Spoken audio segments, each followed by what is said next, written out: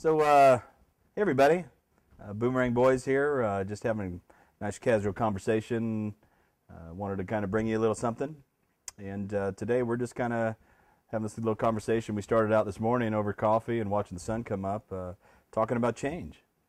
About change, yeah, it seems like with all the people that we meet through the Boomerang effect and the stuff that Matt and I have done, it seems like one of the biggest things that people are constantly running into is change and how to do that. And Matt and you and I have been just sitting around talking, and we're working with a lot of people that maybe aren't getting the results that they want Sure. out of their personal lives, their physical lives, their financially, and it seems like the biggest thing that I notice is people want something different, but they're not really willing to make the changes or do the sacrifices to get it. I agree. And you and I have shared this so many different times before, but in order to change the surrounding of what's going on with you, you've got to change who you are first. And I agree. The people that we meet along the way that have either read the book or not read the book or just coming into contact with the information is that you've got to make some change to yourself, the way you process the information, the way you hear it, the way you see it. But that requires you stepping back. You got to step back a little bit and open yourself up and lend yourself to opportunity and to information that's coming your way. Because if you're constantly closing yourself down, there's not going to be any change. But life's about change. Absolutely. And I mean, if you and I talk about this all the time, definition of insanity, do the same thing every single day, expect a different result. You mean you can't get a different result? No, it's not working out so well. So it's funny because we meet people all the time that no, I think that. know, but not only that change, but I find that everybody the results that you're getting are exactly the results that you're responsible for. Sure. A lot of people want to go and just all they want to do is they want to go and they want to blame everybody else. They want to blame, it's the government, the economy, my parents, the person that's doing this to me. And it's funny though, but when things are going great, people love taking responsibility for the good stuff, but they don't take responsibility for the bad stuff. Well, I mean, and that's just it. It's always knowing that you're at cause. Pointing fingers is really easy for people to do until you got to really look at yourself in the mirror and realize, maybe it's me. And most people aren't willing to do that.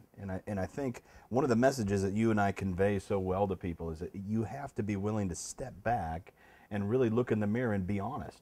And totally be honest with yourself and with those around you. And to the degree that you can do that, you can implement change. But it comes across in so many different avenues and aspects that people think they can buck the system. They absolutely think they can get away with it.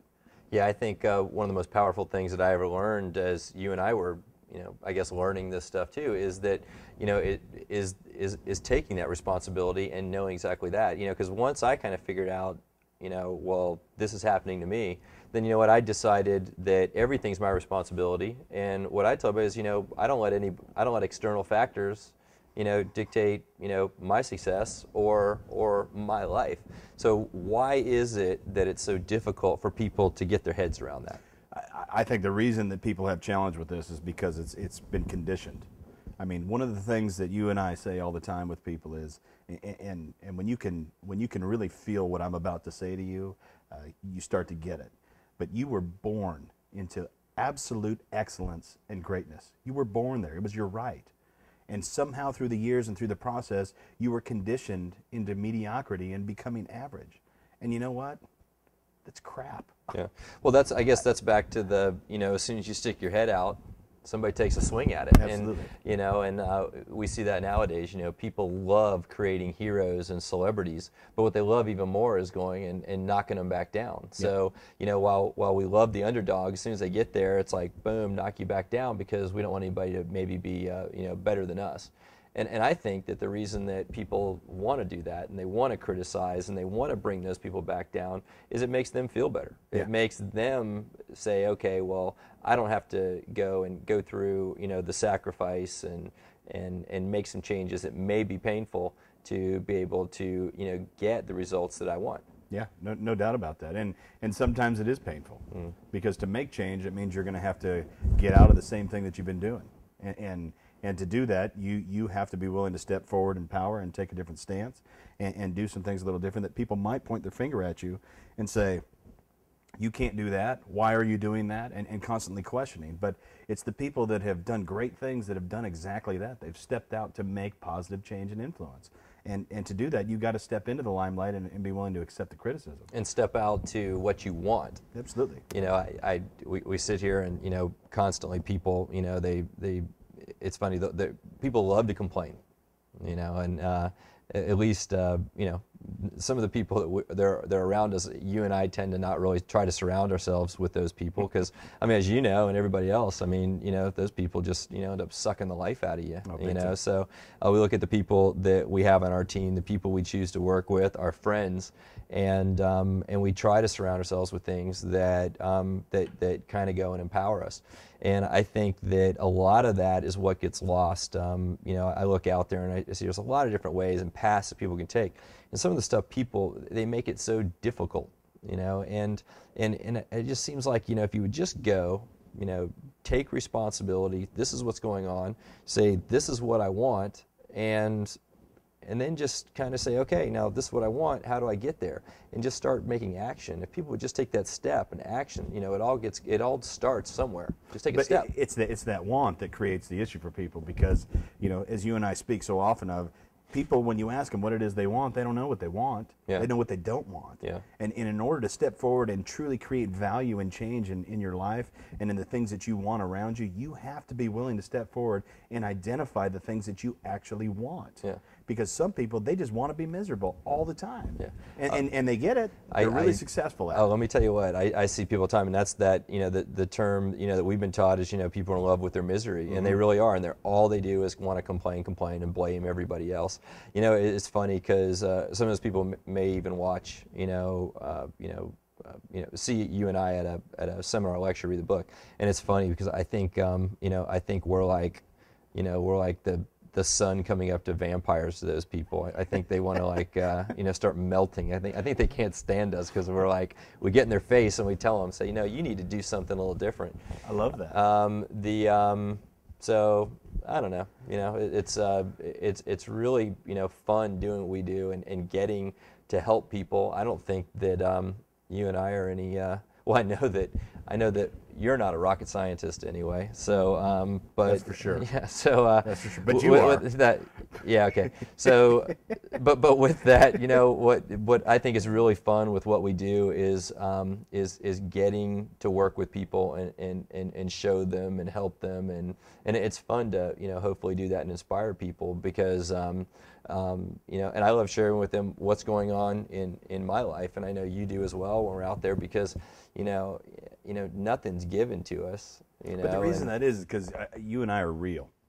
We're real. We don't stand up on a podium. We don't stand on a stage and make things up. I mean, the things that we relay to people are the things that are currently happening or have happened, and we're not afraid or embarrassed to talk about the things because that's growth, that's change, and that's what you and I are about. And those are the things that we try to instill in other people, and that's exactly why we are successful at doing what we do. And it's hard sometimes. It is hard. You know, but I will tell you, I mean, is there anything ever that you do that, you know, if it's given to you or it's easy that it's really worth it?